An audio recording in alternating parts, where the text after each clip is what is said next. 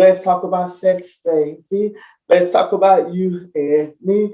Let's talk about all of the this is my lyrics, and I don't know all the words, but let's talk about it.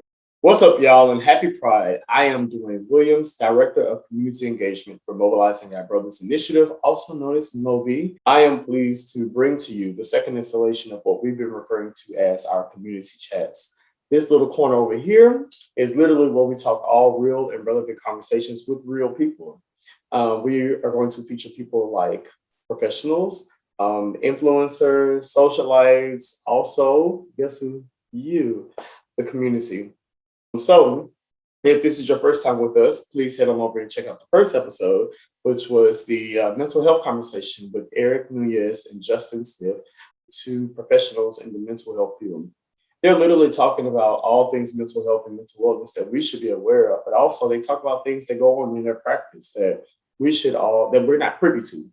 All right, let's get to the conversation of why we're here today. This particular conversation is all things sex. We're talking under our clothes, we're talking over our clothes, we're talking about what we do in the dark, what we do in the light, what we do in the back, what we do in the front. It's just us, we're talking.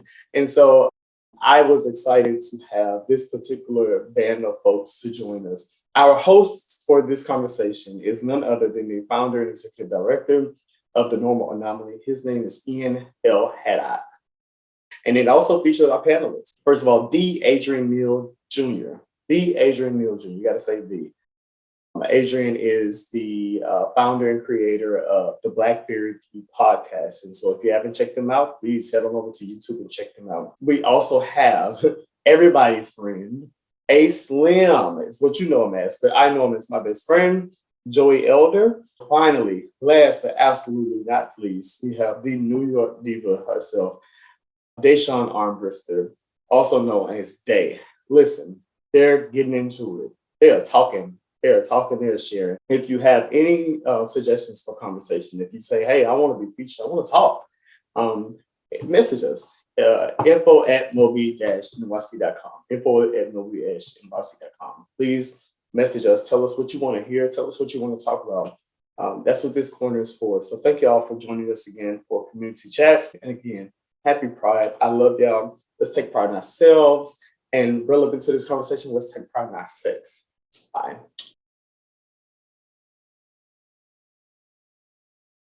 Yes, we're here to let's talk about sex, baby. Thank you so much to MOBI and MOBI Fest for having this conversation.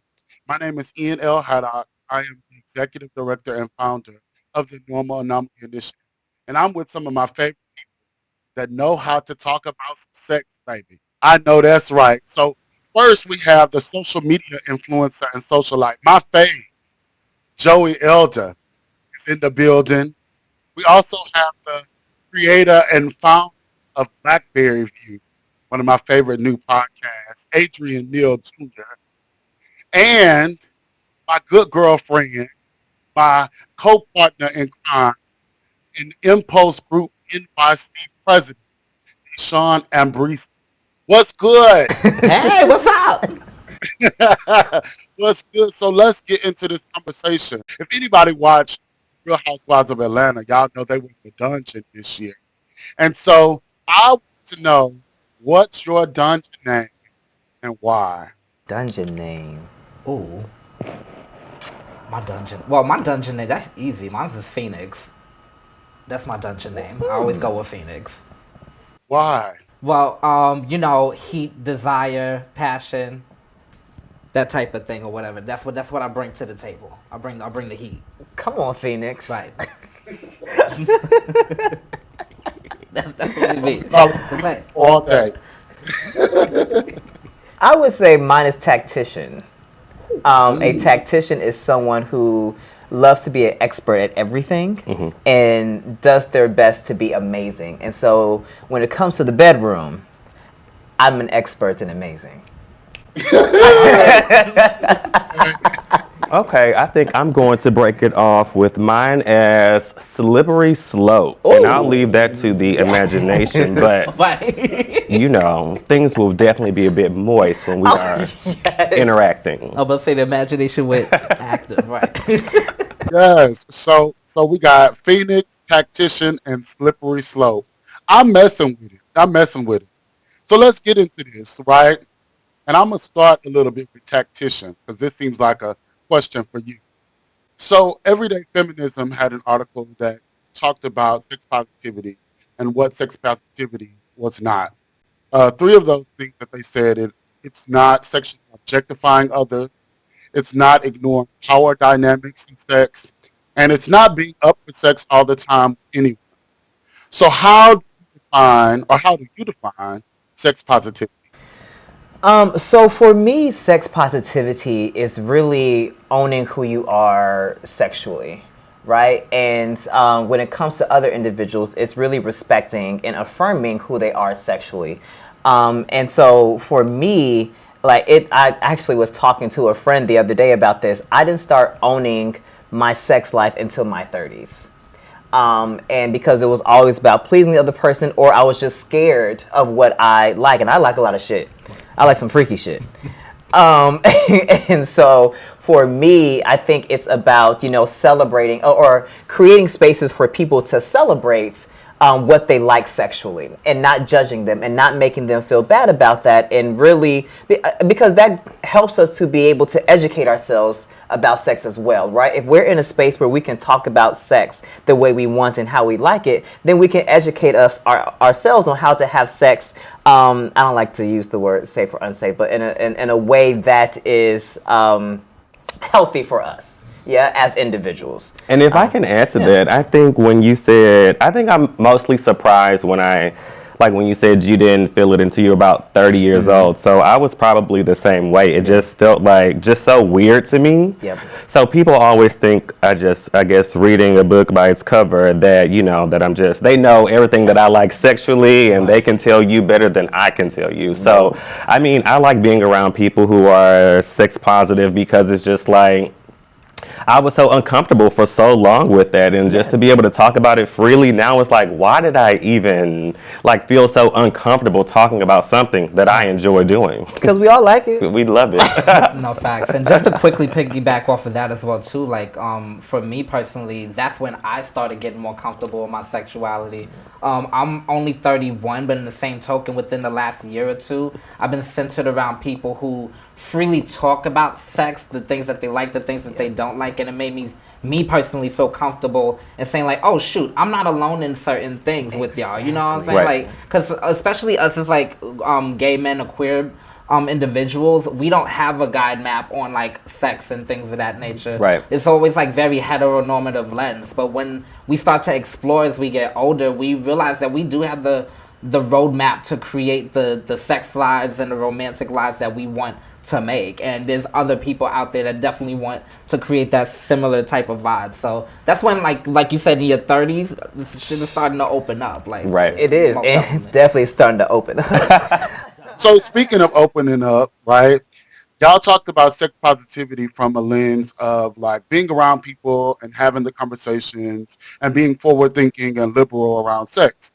How does that show up in your actual sex life, though? So I no longer I no longer don't have the sex that I don't want to have, right? And so what I mean by that is I'm very honest and upfront with people I want to have sex with. This is what I like. If I want to do water sports this night, I'm only going to look for people who are into water sports. Right. I'm no longer trying to focus on pleasing or what other people like. I'm taking ownership of what I like and being honest about that and communicating that, right? Because people deserve that as well. So, yeah. I see, and I'm just I'm kind of just go with the flow. And maybe it's a conversation that I should have about what I like. Because I would like to try and experience new things to spice up my sex life, but I don't know how to initiate the conversation, with the person that I'm going to have sex with. And a lot of times it's just maybe there's not a lot of time to talk about what we're going to talk about before the sex, and that's why, so. Now, I don't have those conversations every time, because every now and again, I just need some dick. And so I'm just hey, just come and do whatever.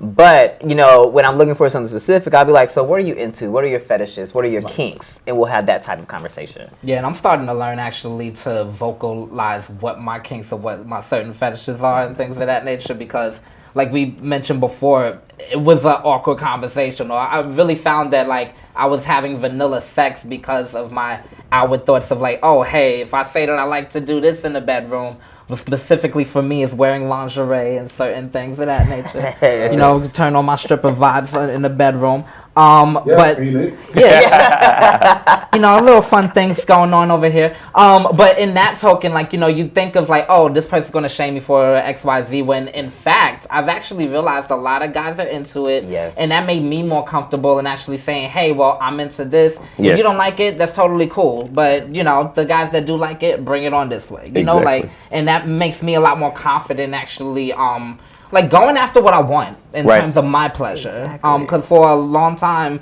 especially as a bottom, we always think that, oh, like it's the top's pleasure that gets a little, but no, we have to own our shit too. Right. We have like sexual desires. We have things that we want to do. Exactly. Bottom power, you know, like Come on, very bottom much power. that. So it's like owning that portion of it that I've gotten a lot more stronger with, in that sense. Yes, hashtag bottom power. I know that's right. So, so let's do a deep dive into talking about positions, right? Some folks believe sexual positions are an absolute non-negotiable when seeking a partner. Others believe, like me, I believe you get in where you fit in. What's your take? I am very vocal about, okay, let me start with, at one point on Twitter, my name on Twitter was America's Next Top Bottom. So it's like it's a non-negotiable for me, you know, and people always say, well, it's the beard. My friends have called me like a femme queen verse top, and I'm just like, that's just not the role I want to play. Like, I know what I'm good at, and I know what I want to do. I just have no desire to be anything other than a bottom. So what is it? Hashtag bottom power. I'm all for it. No, and very much that, like, it's a non-negotiable for me as well, too. Only for the simple fact that, granted, at this moment, if you like verse or verse top, I'll fuck with it. But in the same token, just know that I'm not throwing dick anywhere. Okay, like I'm proud of being a bottom. I know there's been plenty of talk with me sometimes like, oh, why don't you top here and there? And it's just not my gospel. The same token as well too, I like to at least try things once, twice if I like it. And I've tried topping, and once again, not my ministry. So with that in mind, there's somebody for everybody. There's a bottom for a top, there's a verse top for a verse, but there's people for everyone. It is more so about just aligning and once again being vocal about what you want and clear about it. Because that way you can just avoid the whole, oh, hey, let me just put the head. No, baby, there's no head in with me. I mean, maybe orally, but no. It's the full Monty. The full Monty, okay? Just, enjoy the ride.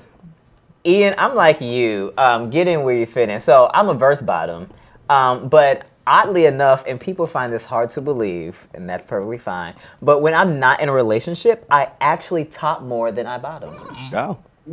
And that is very odd to me. And I've actually topped guys who identify as masculine, like they want me to top them in my lace, they want me to top them in my heels. Like I'm loving it. Like I am loving this. So like for me, it's like position.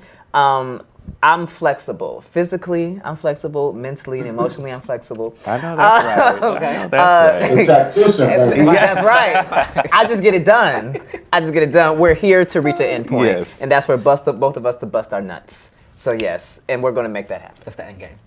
And speaking of busting that nut, so for me, porn has always been a way for me to like deal with what I like, figure out what I like. It's definitely been a way for me to cope during COVID. I think I found this video of this guy pissing someone's ass and then, fucking it out. I thought that was super dope and such a turn on. I watch it very often. So how has porn been an avenue to kind of figure out what you like and decide what you want to try? Well, I won't even name this site, but I feel like once I get into the description, you guys will know. But I was so disappointed when recently a lot of my favorite videos got taken off of this website because when I got on, I knew exactly what I needed to type in the search bar to get to the videos that I wanted to see. So when we're talking about busting nuts, that's essentially the videos. If I watch any video, I'm probably just going to fast forward to the end. I might watch a little bit of the beginning, a little hair, a little eating somebody out, but essentially I'm just trying to get to the end. I want to see the prize that you get because that's what you work so hard for, you know. So, and it just turns me on so much. So I was so disappointed. So I'm kind of like, well. Twitter is the new go-to for all things you need sexually. Absolutely. So Yes, if it you is. need any It is. content, it is available there. Twitter's the new Tumblr for sure. Yes. And I will say that I have refound the magic in Twitter, especially for that purpose. Just because we were holed up, no pun intended, in our homes. You know, we weren't able to have that physical contact, that physical touch for a while. Like I know in COVID, I definitely was strict about listen, unless you like gotten tested and you're negative for COVID in particular, or, like, you know, just make sure you wear a mask, wash your hands, or that other stuff. I'm not even trying to link with you. And in the beginning, for those few months that we was absolutely quarantined, I wasn't seeing nobody. So porn, Twitter, all that other stuff definitely helps with the self-love and the self-management. I'm not shy about masturbation because I think everybody should explore themselves, and that way when they're exploring with other people, they know what's good and what's not as well too. Yes. So porn definitely helped me with my fantasies that I wasn't able to portray in the outward world, and now that outside is open, much more will be open. Yes. So I think porn, it's a double-edged sword. Because for me, there are some folks that I've engaged in sex with who see and watch porn and they think it's supposed to be like that. Yeah. Right? Right. They're supposed to be able just to go in, stick their dick in, just go, bust a nut, whatever the case may be. They're not trying to eat no ass. They're not trying to suck on no taint, on no toes, ain't no nothing. And so for me, that, like, I hate that. But on the opposite side, porn has definitely been able to allow me to explore and figure out what it is that I like, or at least what I want to try. And so if I'm watching a porn, like for example, I now have gotten into the thing of watching straight porn, right? Especially two guys on one girl. And so for me, I'm like, if I was in a relationship with someone who was bisexual, you know, I could probably have sex with a woman with them. And so that's something that I would have never thought about in the past, but seeing it and noticing that I'm turned on by it, I'm like, I may want to explore this in reality later down the line. Right. See, and that sounds fun. Maybe one day I will get to that point. But again, we are nowhere near Hashtag. that point. Bottom power. Bottom power. Sounds like you're gonna be getting pegged. You know what I mean, Joey? Are you just being pegged? Okay, well, can I just share something recently that happened with me? Okay, so I was having sex with this guy, and in the middle of sex, he set his ass on my face. So that was just like, okay, now, whoa. But you know, I didn't stop him. You know, I was just like, well, let me just see what it's about. And it's not that bad. And I've done it before, but it does not happen often. Right. But I was like, you know, that's how I ease into venturing off to like new things. But that's typically not my thing, but it wasn't too bad. I love eating ass almost as much as I like sucking dick. And I love sucking dick. I do that for pleasure. I do that for pleasure. I do that for pleasure. The suck a dick part. But the eating ass thing, there's only like one guy that I felt very comfortable with doing that. And that's only because like I'm not just a trust thing. I know that these guys who are bottom or at least verse, they know how to take care of that down area. And some of the guys, not everyone, who's a little bit on the hyper-masculine side, they want to be like, oh, you know, I'm not touching that area. I don't want to touch my... No. Well, me either. Hygiene is... I'm not touching that either, okay? So, like I said, the eating ass thing, like, you know, experimental thing. Yeah. Sometimes it's about the vibe in the moment or whatever. I wouldn't outright just go for it. But if the moment presents itself and everything else presents, yeah, I'm open to certain things. Just not plugging nobody. What was this? Just not plugging nobody. I'm sorry. That's a clink. It's a clink. So, Dey, you spoke about like how you had some parameters around sex through COVID. Like COVID really shook some stuff up. And where you are in NYC, they released some recommendations for safer sex on COVID that I thought was really cute. Because one of the recommendations alluded to glory holes as an option for sex. So I want to talk a little bit about how COVID changed the way you had sex. We heard a little bit Day, but like, how did COVID change everybody's way of having sex? I think for me during COVID, I really started to explore the baiter side of me. And so for those who don't know what baiting is, it's a form of masturbation for just to make it easier, jacking off, right? But it's more than that. It's an experience, right? And so I really got into that. I found like this whole community of individuals who love doing that, who, you know, we do it on camera, like via Zoom. Everybody's using Zoom for everything, work, sex, everything. Right. And so it's really been able to help me, or COVID has allowed me to explore self-love in different ways than I had before. Yeah. Okay. For me, when COVID hit, I was sad because I was just getting back into the groove of things, having sex with people, and then bam, I was like, no, man, Pam, we are not doing it. Maybe once they get the vaccines rolling out, then we can talk about it, but it's not right now. So once things got a little bit lighter as it pertains to COVID, then I was open to it again, but that wasn't until about the beginning of 2021. So then, you know, I'll just say I would describe my life. Well, if an album had to describe my life, it would be Jasmine Sullivan Hotels. Because my friends literally, when they hear Bodies, and we all know the lyrics of Bodies, and it's literally the first lyrics, like, bitch, get it together, bitch. Because she's just like out there, like she's just out there. But it's like, I was so ready, and then COVID hit, and then I'm like, okay, well, I'm not about to do anything. So then I just had to get like sex toys to make it through that. And then once I did that, and I felt comfortable with having sex again, it just picked up really quick. So it was down for a minute, but we back up. What are some ways you negotiate safer sex in a realistic way? Like, not from a public way, but in a realistic way in your personal life. Me, I'm openly positive about my HIV status. I've been HIV positive for 11 years and change at this point. Completely undetectable. Yeah, very much that. Now that we know about like U equals U, I know I wasn't supposed to be the science way, but just outright, because I am open about my status, I do negotiate condom use. So I'm still open to condoms, but just because of the information that we have about U equals U and about transmission and PrEP and all that other stuff, I do once again, the communication for me is a lot stronger where I can talk to my partners like, hey, are you on PrEP? Like, when's the last time you gotten tested? Okay, well, maybe I might be comfortable without using condoms with you or whatever the case. So if you're comfortable with me because I'm undetectable, I know on my end we're doing good. It's about the negotiation portion, you know? So with that in mind, is as long as you're armed with the right information and you're able to just like transparently speak, like we said, it's like there's somebody for everybody, navigate it as such. That's not to say that every single person has to have condomless sex, but if it's for you, it's for you. There's no shame in that. It's just more so about, once again, having the right information, knowing about STIs, which also normalize STI testing.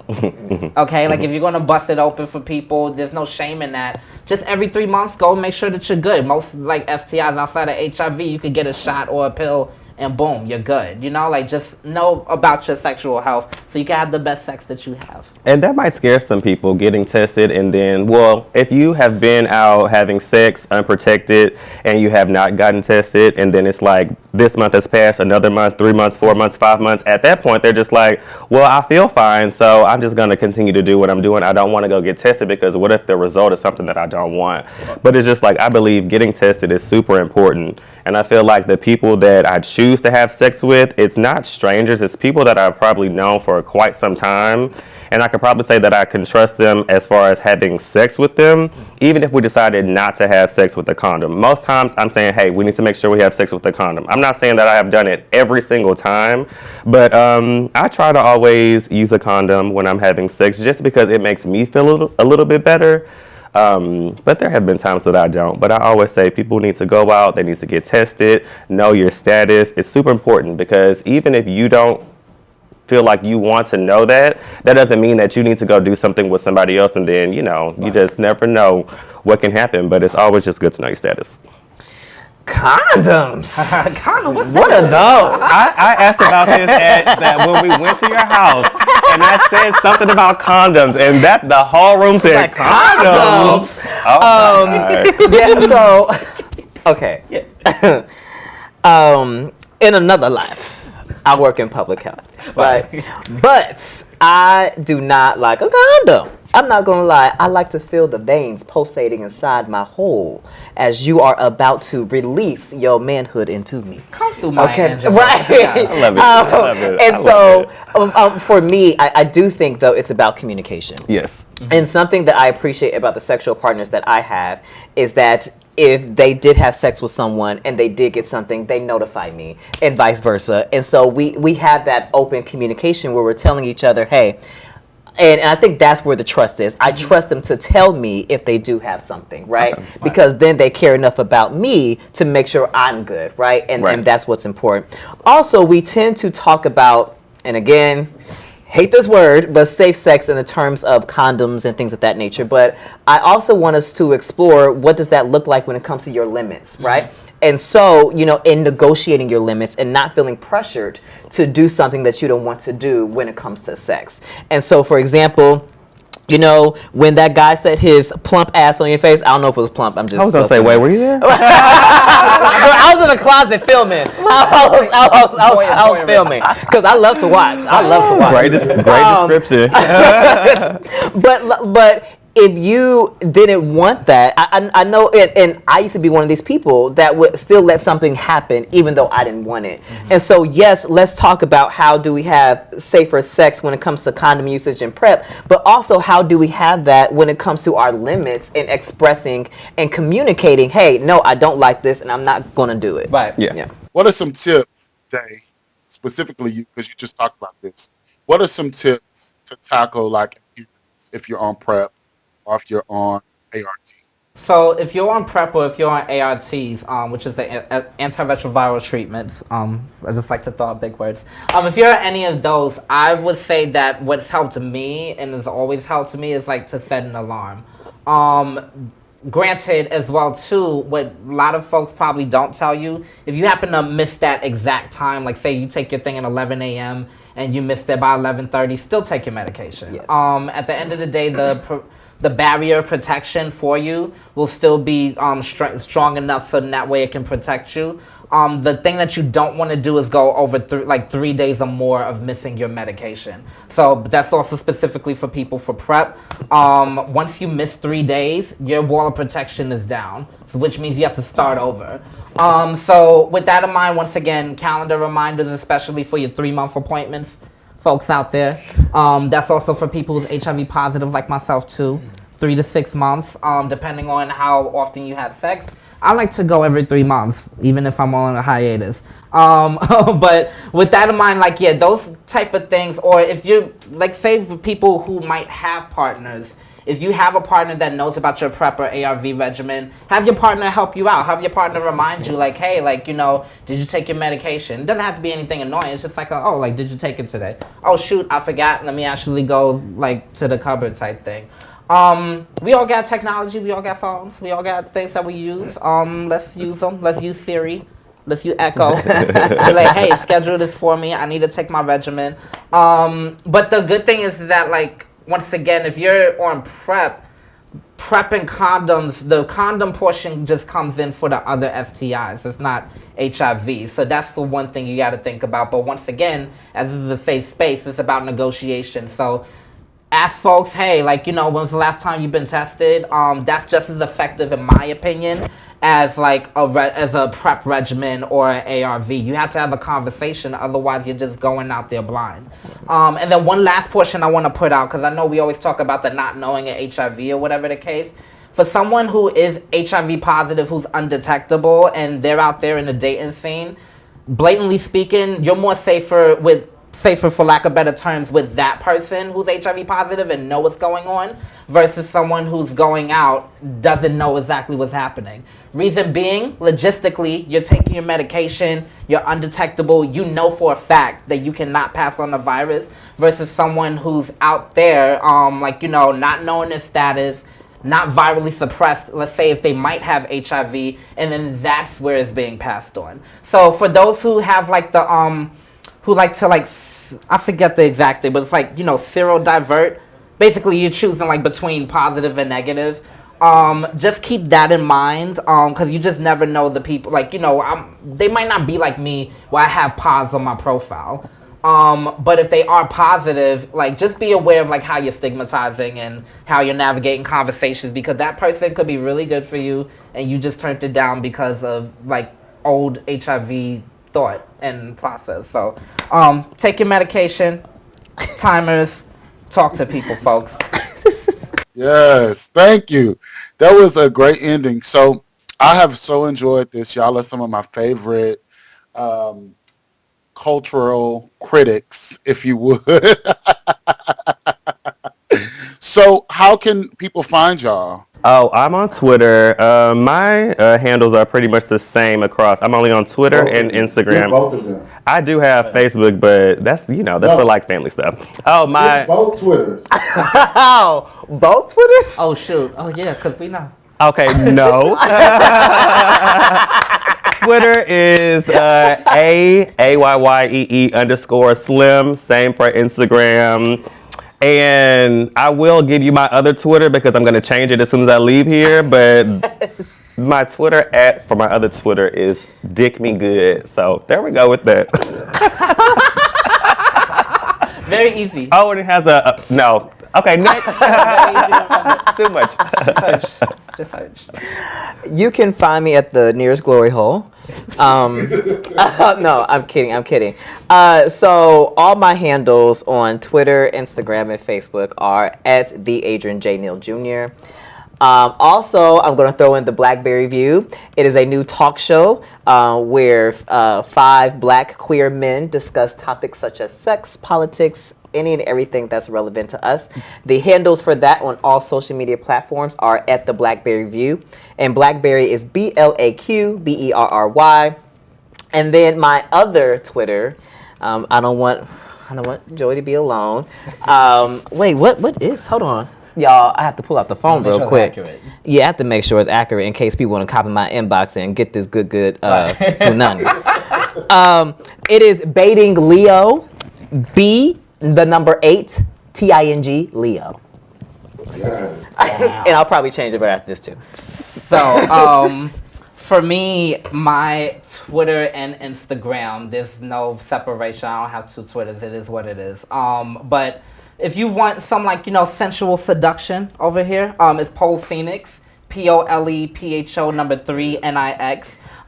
The poll should tell you exactly what you're gonna get, just to let you know, like outside of my day stuff, my muggle shit. I am a pole artist, proud stripper, instructor. So follow me. I could teach you a thing or two if you just want to cash app me. My cash app is in my bio as well too. Black Phoenix Dance. On Facebook, that's very much if you want to be very family friendly. My Facebook is Dey Armbrister, DEY, last name Armbrister should come up. Pray on it because that's a long ass last name. But you'll find me Twitter, Instagram. If you want the Muggle Instagram, it's Phoenix Inc. PHO 3 NIXINC. That's me with clothes on. Yes. Yes. Yes. So once again, thank you all so much. Thank you to MOBI for this. Like, y'all are always pushing the boundaries, baby, and bringing people that's gonna really talk to the theme. My name is NL Haddock. You can find me at NL Haddock, or you can follow Normal Anomaly on all platforms. Thank you so much to MOBI. Thank you so much to you all for being so open, and this has been a good time, right?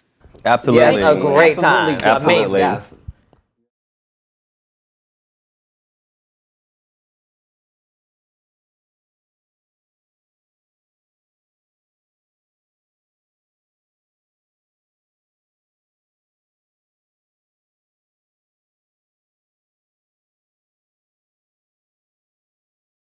Guess what? MobiFest.live is still streaming.